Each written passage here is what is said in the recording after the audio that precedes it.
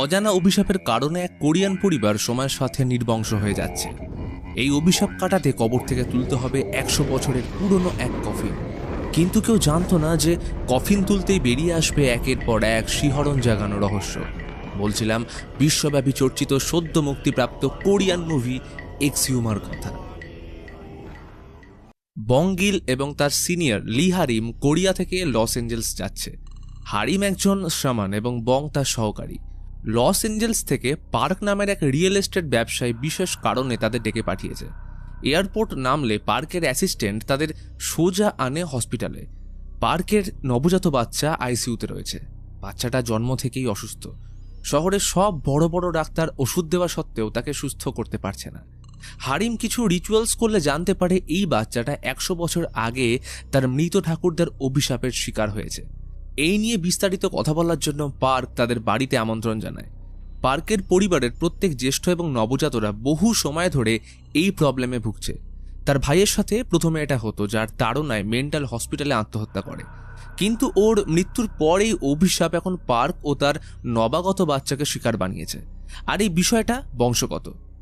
চোখ বন্ধ করলেই মনে হয় কেউ কষ্টে চিৎকার করছে, সাথে রাত নামলেই দুঃস্বপ্ন।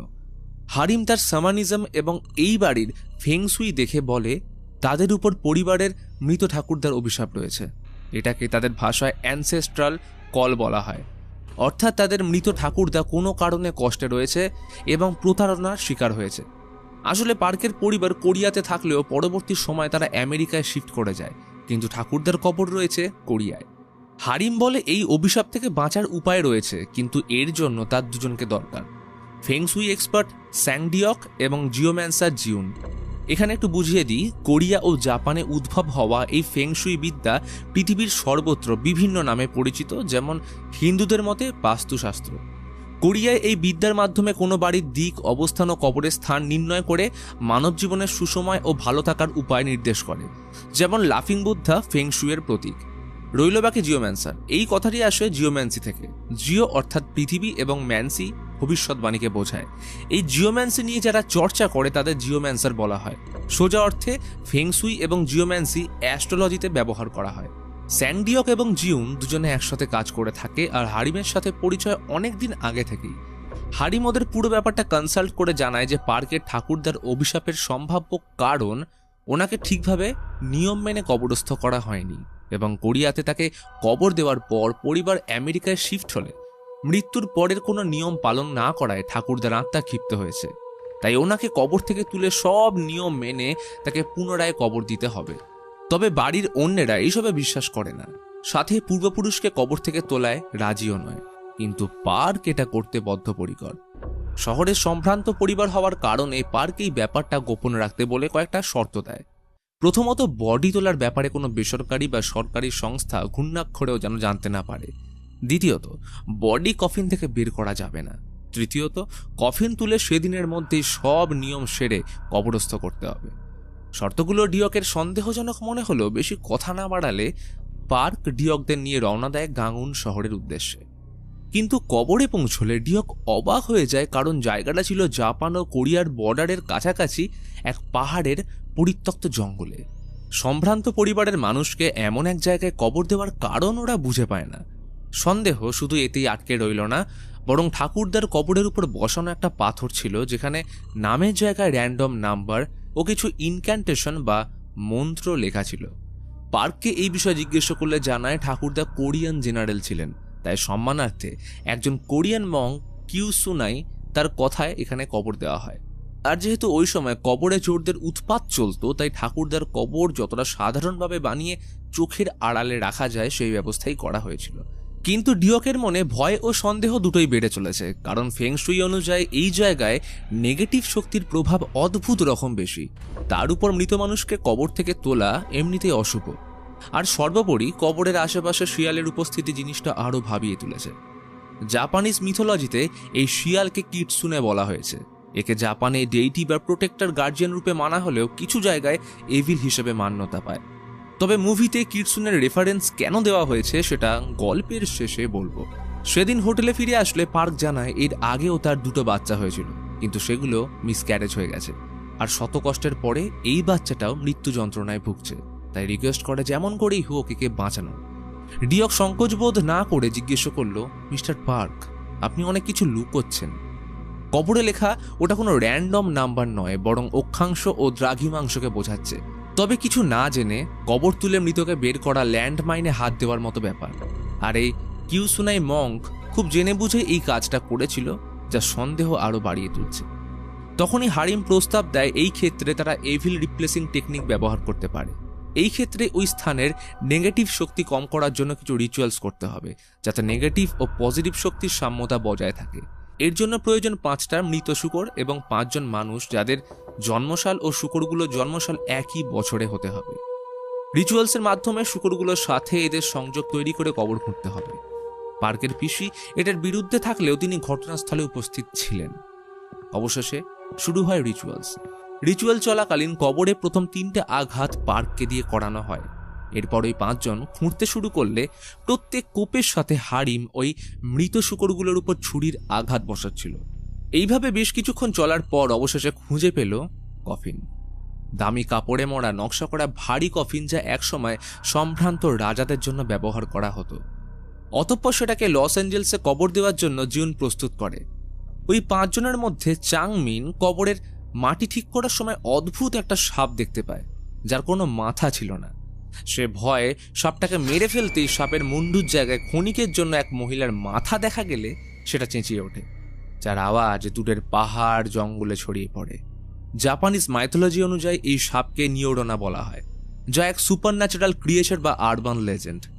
নিওর অর্থাৎ মহিলা এবং ওনা অর্থাৎ সাপ। নিউরোনার মাথা মহিলার এবং শরীর সাপের মতো। এদের শরীর সব সময় জলে ভিজে থাকে এবং জাপানিজ মিথোলজিতে নিউরোনা নেচার সার্কেলের 5 এলিমেন্টের মধ্যে ওয়াটারকে রিপ্রেজেন্ট করে। চাংমিন নিউরোনাকে মারতে আচমকা আকাশ মেঘে ঢেকে যায় ও প্রচণ্ড বৃষ্টি নামে, যা এক অশুভ ইঙ্গিত দিচ্ছিল। বলা হয় বৃষ্টির দিনে কাউকে কবর দিলে মৃত ব্যক্তির আত্মা স্বর্গে যায় না, তার বৃষ্টি থামা অবধি বডি গোপনে এক ফাঁকা হসপিটালের মর্গে রাখা হয়। মর্গের কেয়ারটেকার রীতিমতো কফিনের কারুকার্য দেখে চমকে যায়, লোভে তার চোখ দুটো জলজল করে ওঠে। এদিকে সন্দেহের অবকাশ কাটাতে ডিয়ক একাই ওই পাহাড়ের পাশের বাউগো টেম্পলের এক লোকের সাথে দেখা করে জানতে পারে এই টেম্পল প্রায় 100 বছরেরও বেশি পুরনো এবং তাদের বংশ প্রাচীনকাল থেকে আজ অবধি এই টেম্পলের সাথে অঙ্গাঙ্গিভাবে যুক্ত। ডিয়ক তাকে পাহাড়ের কবর এবং মং কিউসুনাইয়ের ব্যাপারে জিজ্ঞেস করলে জানতে পারে এই নামের এখানে কেউ ছিল না, কিন্তু ওই কবর সম্পর্কিত বেশ কিছু গুজব রয়েছে। শোনা যায় নর্থ কোরিয়ার সব থেকে ধনী ব্যক্তির কবর ওটা, যেখানে গুপ্তধন লুকোনো। এই কারণে একটা সময় কবরের উপর চোরদের উপদ্রব বাড়লেও সেখানে একাধিক মাটি কাটা জিনিস পাওয়া যায়, কিন্তু চোরগুলোকে কোনোদিনও পাওয়া যায়নি। যেন মনে হয় অক্ষত ওই কবরে কেউ যেন পাহারা দিচ্ছে। ইতিমধ্যে মর্গের কেয়ারটেকার লুকিয়ে কফিনটা খোলার চেষ্টা করলে এক অদৃশ্য শক্তি বেরিয়ে আসে, যার প্রভাবে হারিমের নাক থেকে ব্লিডিং হয়।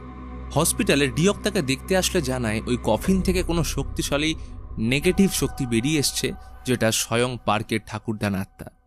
রাতে পার্কের বাবা একাই বসেছিল। হঠাৎ বাইরে থেকে ঠান্ডা গলায় একজন বলল, কি রে, কেমন আছিস?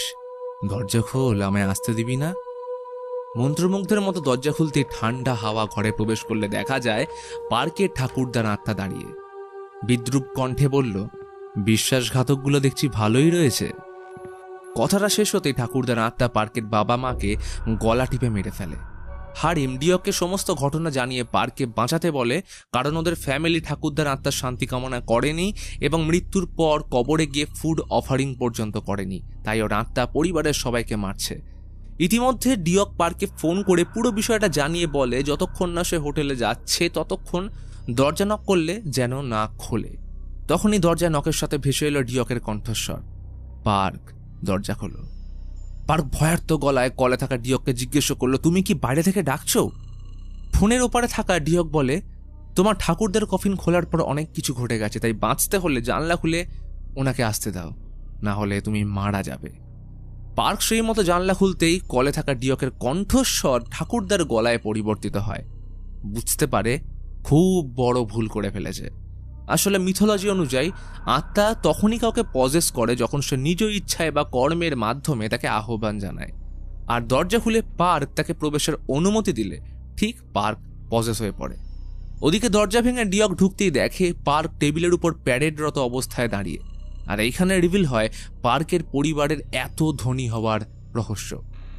1894 সালে জাপানিজ সৈন্য কোরিয়ার সিওলে আক্রমণ করলে কোরিয়ান জেনারেল পার্কের ঠাকুরদা দেশদ্রোহিতা করে টাকা ও শক্তির জন্য জাপানিজদের পক্ষ নিয়েছিল। ফলে যার জন্য তারা এত প্রভাব প্রতিপত্তি পেল, পার্কের পরিবার তাকেই সম্মান না দিয়ে আমেরিকায় শিফট করে যায়। পার্ক পজেস অবস্থায় শেষবারের জন্য ডিওককে একটা সাংকেতিক ধাঁধা বলে যায়, the Fox Katz of the Tigers West.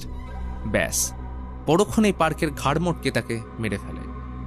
ঠাকুরদার আত্মা এবার সোজা পৌঁছয় পার্কের বাচ্চাকে মারতে। ডিওক বুঝে যায় কবর দিয়ে লাভ নেই, বরং বাচ্চাকে বাঁচাতে হলে কফিনে এখনই পুড়িয়ে ফেলতে হবে, না হলে এই বাচ্চা ও পার্কের পিসির পরিবারের কেউ বাঁচবে না। অবশেষে পার্কের পিসি রাজি হওয়াতে কফিন পুড়িয়ে ফেলতেই ঠাকুরদার আত্মা চিরতরে বিলীন হয়ে যায়। কিন্তু সব সমস্যার কি এইখানেই পরিসমাপ্তি? এর মধ্যে ডিওক জানতে পারে সেদিন চাংমিন কবর খোঁড়ার পর থেকে ভীষণ অসুস্থ হয়ে পড়েছে।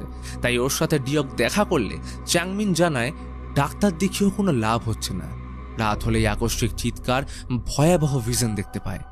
সেদিন তার ওই অদ্ভুত সাপটাকে মারা উচিত হয়নি, তাই ডিওককে রিকোয়েস্ট করে সাপের বডিটা খুঁজে যেন ওটা সৎকার করে। অর্থাৎ এখানে নিউডোনার কথা বলা হচ্ছিল।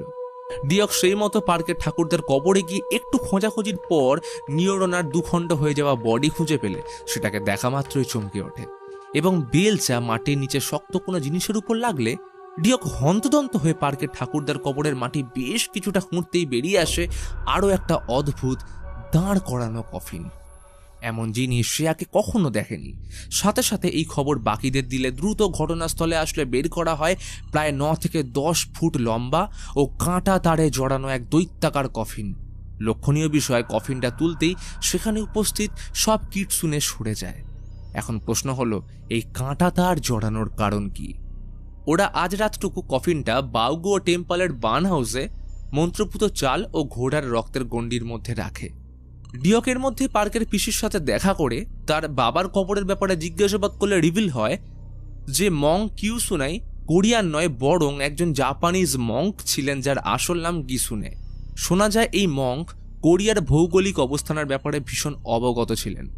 তবে এখানে প্রশ্ন হলো, পার্কের ঠাকুরদা যদি নিজের দেশের সাথে বিশ্বাসঘাতকতা করে জাপানের সাহায্য করে থাকে, তাহলে জাপানিজ মঙ্ক তার সাথে এমন কেন করল?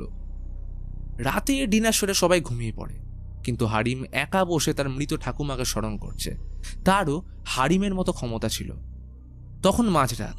বঙ্গিল লক্ষ্য করে টেম্পলের লোকটা তার বুকের উপর দাঁড়িয়ে বিড়বিড় করে বলছে সে আমার লিভার নিয়ে গেছে। তার গোটা শরীরে গভীর ক্ষত। বঙ্গিল নিজেকে সন্ত্রস্ত করে মন্ত্র পড়ে উঠতেই দেখে কেউ নেই। মনে সন্দেহ জাগলে একাই চলে আসে বার্ন হাউস চেক করতে। দরজার ভিতর থেকে লাগানো। শুনতে পেল দূরের খামারের শুকুরগুলো ভয়ানক চিৎকার করছে। কোনো রকমে সেখানে টিনের ফাঁক দিয়ে কিছু একটা দেখতেই বঙ্গিল ভয় ঠান্ডা হয়ে গেল। 9 ফুট লম্বা একটা মানুষ টেম্পলের লোকটার মাথা ধর থেকে ছিঁড়ে ফেলল। বঙ্গিল কোনো রকমে এসে হারিমকে ডাকলে হারিমের ঠাকুমা তাকে বাধা দিল, ছুটে যায়। বার্ন হাউসের দরজা খুলে ঢুকতেই ভয় স্তব্ধ হয়ে গেল, কারণ কফিনের ঢাকনাটা কেউ উপড়ে ফেলেছে আর উপরের ছাউনিটা ভাঙা। হারিম সবাইকে ঘুম থেকে তোলার জন্য পাঠালে কফিনের ভিতর থেকে একটা জাপানিজ সামুরাইয়ের হেলমেট পায়। তখনই শুনতে পেল বাইরে ভারী পায়ের শব্দ। পরক্ষণেই এক দীর্ঘকায় লম্বা চওড়া পিশাচ দরজার সামনে এসে দাঁড়ালো। ভয়ানক কণ্ঠে বলে উঠল, ভিতরে কে? মানুষ নাকি? খাবার জন্য কি এনেছিস? মিষ্টি মাছ? হারিম মাথা নিচু করে কাঁপা গলায় উত্তর দিল, আমি মানুষ নই, আপনার আজ্ঞাবহ দাস। ক্ষমা করবেন, আমি এক্ষুনি খাবারের ব্যবস্থা করছি। তখনই ওর মুন্ডু ওর দিকে ছুঁড়ে হারিমকে ধাওয়া করে। বঙ্গিল হারিমকে বাঁচাতে পিশাচের পেটে রড ঢুকিয়ে দিলে সেটা ওর বর্ম ভেদ করতে পারে না। এতক্ষণে পিশাচের সম্পূর্ণ রূপ দেখে দুজনেই ভয়ে স্থির হয়ে যায়। তার চোখ দুটো খুবলে নেওয়া হয়েছে আর গোটা মুখ ঝলসানো। পিশাচ বঙ্গিলের মুন্ডু চেপে পেটে হাত ঢুকিয়ে ছিঁড়ে ফেলতেই অজ্ঞান হয়ে যায়। পিশাচ এবার ধীরে ধীরে এগিয়ে আসে হারিমের দিকে। হারিম ভয় পিছিয়ে গেলে পিশাচ হঠাৎ থেমে যায়। দেখে হারিম মঙ্ক প্যাগোডার উপর বসে। আসলে এই মঙ্ক প্যাগোডা বৌদ্ধ ভিক্ষুক মারা যাওয়ার পর তাদের অস্থি অবশেষ ধারণ করে রাখতে ব্যবহার করা হয়। পিশাচ এটা দেখে মন্ত্রচারণ করতে করতে আগুনের বলয়ে পরিবর্তিত হয়ে হাওয়ায় উঠতে থাকে। সাথে হারিম কিছু বিক্ষিপ্ত ভিশন দেখতে পায়। ঘটনাস্থলে ডিয়ক ও জিউন এসে পড়লে তারাও ভয়ে হতভম্ব হয়ে এই দৃশ্য দেখতে থাকে। এইভাবে কিছুক্ষণ থাকার পর পিশাচ পার্কের ঠাকুরদার কবরের দিকে চলে যায়। পরের দিন হারিম সবাইকে হসপিটালে অ্যাডমিট করে। বঙ্গিলের জ্ঞান ফিরেছে, তবে অবস্থা ভালো নয়, আর বাকি দুজনের বেধম জ্বর। ততক্ষণে খবর টিভিতে ছড়িয়ে পড়েছে যে রিপোর্টার বলছে জঙ্গলি ভাল্লুকের আক্রমণে এই কাণ্ড ঘটেছে। হারিম কালকের ঘটনায় ভীষণ চিন্তিত, কারণ ভূতের কোনো শরীর হয় না, তাদের ছায়াও পড়ে না। কিন্তু এই পিশাচের দুটোই ছিল, অর্থাৎ এই পিশাচ অনি। জাপানিজ মিথোলজি অনুযায়ী অনি অর্থ ডিমন। বলা হয় সবথেকে খারাপ মানুষের মৃত্যু হলে অভিশাপের কারণে সে অনিতে পরিবর্তিত হয়। ইতিমধ্যে খবর আসে বঙ্গিলকে বড় হসপিটালে শিফট করতে হবে অস্ত্রোপচারের জন্য। ডিয়ক এই ঘটনায় সিদ্ধান্ত নেয় সবকিছু যখন তার জন্য শুরু হয়েছে, তাই প্রায়শ্চিত্ত নিজেই করবে। ফলে একা বেরিয়ে পড়ে বাউগো টেম্পলের উদ্দেশ্যে। সেখানে রাখা পুরনো বই ও পুঁথি ঘেঁটে রিসার্চ করতে শুরু করে। এদিকে হারিমও বুঝতে পারে বঙ্গিল অনির দ্বারা পজেস হয়েছে, তাই হারিম নিজের দিদিকে ডেকে সাহায্য চাইলে বঙ্গিল রহস্যজনকভাবে হেসে বলে ওঠে, সে আসছে। এদিকে ডিয়ক ততক্ষণে পার্কের ঠাকুরদার কবরের অবস্থানের মাটি খুঁড়লে দেখে অনি ওইখানে শুয়ে আছে। অর্থাৎ সে দিনের বেলায় এখানে থাকে আর রাত হলে জীবিত হয়। ডিউকের সব সন্দেহ কেটে গেলে হোটেলে ফিরে রিভিল করে আসল রহস্য। পার্ক মৃত্যুর আগে বলে গেছিল the Fox Katz of the Tigers West. আসলে ফেংশুই অনুযায়ী অখণ্ড কোরিয়ার ভূমি মানচিত্রে দেখলে বাঘের মতো লাগে, আর পার্কের ঠাকুরদার কবরে লেখা ওই অক্ষাংশ এবং দ্রাঘিমাংশের নাম্বার কোরিয়ার ম্যাপের ঠিক বাঘের কোমরের কাছে আসে। বলা হয় প্রাচীন সময়ে কোরিয়ার শক্তি শেষ করার ও ভূমি নষ্ট করার জন্য জাপানিজ ফেংশুই এক্সপার্ট কোরিয়ার বিশেষ কিছু জায়গায় কয়েকটা মন্ত্রপুত মেটাল রড পুঁতে রাখে। পার্ক তাদের যে কবর চোরের কথা বলেছিল তারা কোনো চোর নয়, বরং এরাই কোরিয়াকে বাঁচানোর জন্য মন্ত্রপুত রড খুঁজে বের করে অভিশাপ সমূলে নাশ করছিল। কিন্তু শেষ রডটিকে কোনোদিনও খুঁজে পাওয়া যায়নি। The Fox Katz of the Tigers West কথার অর্থ এই ঘটনাকেই বোঝায় যেখানে বাঘের মতো দেখতে কোরিয়ান ভূমিতে দ্য ফক্স কিটসুনে অর্থাৎ এই জাপানিজ শামান লোহার মন্ত্রপুত রড পুঁতেছিল, অর্থাৎ Katz of the Tigers West. এবং অনি এই রডকেই মানুষদের থেকে রক্ষা করার জন্য ওই পার্টিকুলার জায়গায় প্রহরী হয়ে রয়েছে। এর সাথে হারিমও বুঝতে পারে অনি সেদিন বঙ্গিলকে মারতে পারেনি একমাত্র ওর শরীরে ইনক্যান্টেশন বা কোরিয়ান মন্ত্রের ট্যাটু থাকার জন্য। অতএব এখন বঙ্গিলকে বাঁচানোর জন্য অনিকে শেষ করতে হবে এবং কোরিয়ার স্বার্থে ওই রড খুঁজতে হবে। তো এবার প্ল্যান অনুযায়ী হারিমের দিদি থাকবে বঙ্গিলের সাথে এবং হারিম, ডিয়ক ও জিউন যাবে অনির কবরে। এরা নিজেদের সুরক্ষার জন্য গোটা শরীরে ইনক্যান্টেশনের টেম্পোরারি ট্যাটু করে নেয়। এখন অপেক্ষা শুধু রাতের। প্ল্যান ছিল হারিম অনিকে কবর থেকে কৌশলে সরিয়ে মন্ত্র ও ঘোড়ার রক্ত ব্যবহার করে মেরে ফেলবে বা দুর্বল করে দেবে, আর এই সুযোগে ওরা দুজন কবর খুঁড়ে রড তুলে ফেলবে। এর জন্য দেওয়া হয় মিষ্টি মাছের টোপ। সেই মতো কাজও হয়। অনি জেগে উঠতেই মাছের গন্ধে হারিমের পিছু নেয় এবং ওরা কবর খুঁড়তে শুরু করে। তবে শত চেষ্টার পরেও রড খুঁজে পায় না। আর এদিকে হারিমের পক্ষে অনিকে আটকে রাখাও সম্ভব হচ্ছিল না। হারিমের ঠাকুমার আত্মা তাকে ভিশনে দেখিয়েছিল যে এই জাপানিজ সামান গিসুনে এর সাথে একবার তার মুখোমুখি হয়েছিল। সে কিন্তু যথেষ্ট শক্তিশালী, তাই ওর প্রভাব অনির উপর যথেষ্টভাবেই থাকবে। অনি হারিমকে মারতে গেলে ঠাকুমার আত্মা তাকে বাঁচিয়ে নেয় এবং অনি কিছু করে না, কারণ সে একমাত্র মানুষদের থেকেই কবরকে রক্ষা করত। হারিম রুদ্ধশ্বাসে পালানোর সময় জিউনের দেখা পেলে জানতে পারে যে তারা কবরে কিছুই খুঁজে পায়নি, আর তখনই দেখে অনি আগুনের গোলায় পরিবর্তিত হয়ে কবরে ফিরে যাচ্ছে, অর্থাৎ ডিয়কের প্রাণ সংকটে। ডিয়ক নিজের মৃত্যুকে ধীরে ধীরে এগিয়ে আসতে দেখে, কারণ আজ তার শেষ দিন। পরক্ষণে অনি পিঠে হাত রেখে বলল, আমার অনুগত হতে চাও নাকি তোমার লিভার দিতে চাও? পরক্ষণে অনি তীক্ষ্ণ নখযুক্ত আঙুল ডিয়কের পেট ফুঁড়ে ঢুকিয়ে দেয়। বাঁচানোর জন্য হারিম মন্ত্রপুত ঘোড়ার রক্তে তাকে ভিজিয়ে দিতেই অনির গোটা শরীর জ্বলতে শুরু করে। ফলে অনি হারিম আর জিউনের গলা টিপে তুলে ধরলে হারিম কিছু ভিশন দেখতে পায়, আর এই ঘটনার সাথে রিভিল হয় অনির আসল রহস্য। সেকিগাহারা যুদ্ধের সময় জাপানিজ সামান জিসুনে অর্থাৎ যাকে ফক্স বলা হচ্ছে, সে একজন জাপানিজ জেনারেলের মাথা কেটে তার গোটা শরীরের সাথে বিভিন্ন পশুদের অঙ্গ প্রত্যঙ্গ সেলাই করে 10,000 কোরিয়ানদের খুনের রক্তে রাঙা এক জ্বলন্ত কাটানাকে জেনারেলের শরীরে ঢুকিয়ে মাথাটা সেলাই করে সোজাসুজিভাবে মাটিতে পুঁতে দেয়। অর্থাৎ ওই লাস্ট মন্ত্রপুত রড আর অন্য কোথাও নয়, স্বয়ং অনির শরীরে ঢোকানো। এরপর এই কবরের উপর পার্কের ঠাকুরদাকে কবর দেওয়া হয়, কারণ সামান জানতো অভিজাত পরিবার হওয়ার কারণে পার্কের ঠাকুরদার কফিন কেউ কবর থেকে তুলবে না। কিন্তু পার্কের ঠাকুরদার বডি তোলার সাথে নিউরোনা অর্থাৎ সে অদ্ভুত সাপটা মারা গেলে প্রথম গার্ড সরে যায়। আর জাপানিজ মিথোলজিতে নিউরোনাকে ওয়াটারের সাথে তুলনা করা হয়। এরপর কফিনটা ছিল কাঠের, সেটাকে তোলা হয় মাটির নিচ থেকে, মানে আর্থ।